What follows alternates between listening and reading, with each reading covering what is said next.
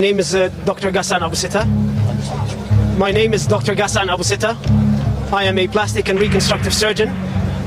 I am a British Palestinian volunteer with Médecins Sans Frontières.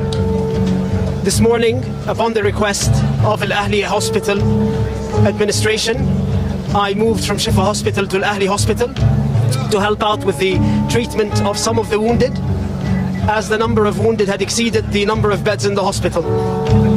We had been operating all day and had made the decision that in order to continue operating on these patients, I would stay behind and sleep at the hospital. In the evening, after we finished one of the surgeries, we heard a missile screech following by a huge explosion. As a result of the explosion, part of the ceiling of the operating room fell. As I moved towards the outside of the operating room and towards the emergency department, we could see bodies of children piled up, both dead, not moving, and wounded. There were several who had been amputated.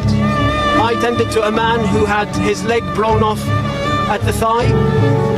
We then carried on trying to resuscitate the patients. When the ambulance came, I decided to help out by carrying one of the wounded who had had a shrapnel in his neck into the ambulance. As I was walking towards the ambulance, there were body parts everywhere, and there were bodies piled up in the courtyard of the hospital. I then got into the ambulance and escorted the patient back to Shifa Hospital. This morning, when I drove into the hospital, I noted how full the hospital courtyard was, with families who had sought refuge inside the hospital, thinking that it would be a safe haven.